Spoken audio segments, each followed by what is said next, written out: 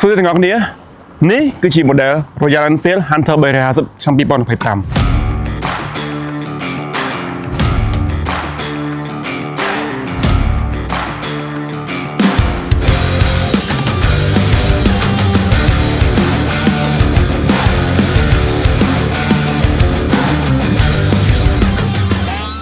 យើងមើលថាតើឆ្នាំ2025នេះ Hunter 350មួយនេះគឺបានអាប់ដេតអ្វីខ្លះការអាប់ដេតទី1របស់វាគឺទៅលើចង្កៀង LED ដែលវាភ្លឺច្បាស់ជាងមុនទាំងមុខទាំងក្រោយគឺសុទ្ធតែ LED ទាំងអស់ប្រសិនបើអ្នកទាំងអស់គ្នាជាម្ចាស់ model Hunter 350 សេរីមុនអ្នកទាំងអស់គ្នានឹងប្លែកជាមួយនឹងការចាប់អំប្រយ៉ាកន្លែងនេះវាមានលក្ខណៈទន់ជាងមុននិងងាយស្រួលជាងមុនផ្នែកមួយទៀតវាតាក់ទងជាមួយនឹងកែបរបស់វាដែរកែបរបស់វាគឺវាមានអារម្មណ៍ថាស្រួលអង្គុយជាងមុនទន់ជាងមុនអាចជិះផ្លូវឆ្ងាយដែលមិនចុកគូតហើយចំណុចមួយទៀតគឺការអាប់ដេតទៅលើកុងទ័រគេបានអាប់ដេតទៅលើ navigation របស់វាដែលមាន function មួយអាចប្រាប់ទិសរបស់យើងបាន Hunter 350 model ឆ្នាំ2025មួយនេះមានកម្លាំងស៊ីឡាំងរហូតដល់ 349cc និងកម្លាំង horsepower របស់វានេះគឺមានរហូតដល់ 20.2 horsepower ឯណោះហើយសម្រាប់ top speed ម៉ូតូមួយនេះវិញគឺ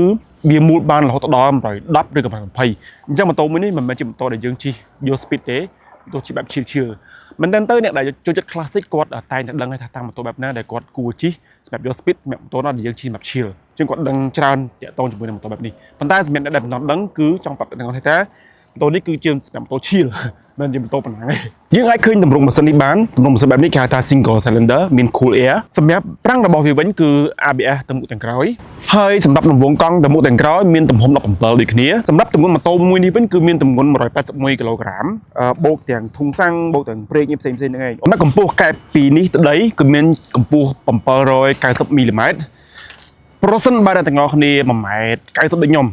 សំដៅ1ម៉ែត្រ80ច្រឡំ1ម៉ែត្រ82ដូចខ្ញុំអញ្ចឹងអង្គុយទៅវារៀងសល់ជើងបន្តិចខ្ញុំគិតថាម៉ូតូមួយនេះគឺវាបើសិនបើក្មេងៗ Gen Z គាត់ជិះខ្ញុំគិតថាសមបើសិនបើគាត់ white bike classic ណាគាត់ជិះនេះសមមែនទែនហើយមួយទៀតសម្រាប់អ្នកដែលបងឬក៏មិត្តភ័ក្តិរបស់យើងដែលគាត់មានកម្ពស់មិនសូវខ្ពស់ថា1.75ចុះក្រោមវិញខ្ញុំគិតថាជិះមួយនេះគឺវាសមជាងខ្ញុំដោយសារខ្ញុំមានខ្ពស់បន្តិចអញ្ចឹងអង្គុយទៅដូចធំជាងម៉ូតូអញ្ចឹងណាប៉ុន្តែ anyway បើសិនបើទាំងអស់គ្នានៅតែចង់ជ្រើសរើសម៉ូតូមួយនេះយើងនៅតែអាចកែច្នៃបានដដែលថែមបូមឲ្យខ្ពស់តិចទៅតែគាត់តែឆ្នៃសម្រាប់កម្ពស់ពីម៉ាស៊ីនទៅដីនេះគឺវាមានកម្ពស់ត្រឹមតែ160មីលីម៉ែត្រប៉ុណ្ណោះដែលវាអាចជិះនៅលើផ្លូវឧបសគ្គតិចតួចបានប៉ុន្តែมันអាចឧបសគ្គខ្លាំងបានទេអញ្ចឹងធុងសាំងមួយនេះមានចំណុច13លីត្រហើយបើសិនបើយើងទៅសៀមរាបឧទាហរណ៍ទៅសៀមរាបចុះដី103គីឡូជាងខ្ញុំអាចគិតថាម៉ូតូនេះគឺទៅគ្រាន់ហើយដោយសារតែម៉ូតូមួយនេះ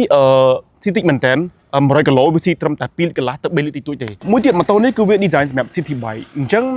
ខ្ញុំគិតថាម៉ូតូនេះបើវាជិះក្នុងក្រុងវាល្អជាងវាស្អាតជាងព្រោះដោយសារម៉ូតូនេះមិនមែនជាម៉ូតូសម្រាប់យកទៅ off road នោះទេជាម៉ូតូ on road ឬក៏ម៉ូតូដែលផ្លូវឆ្ងាយល្មម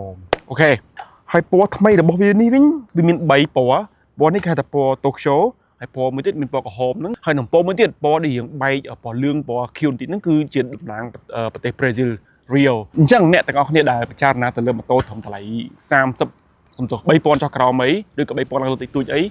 អ្នកទាំងអស់គ្នាអាចពិចារណាទៅលើម៉ូតូបានអូខេទាំងអស់គ្នាអរគុណសម្រាប់ការតាមដាន See you bye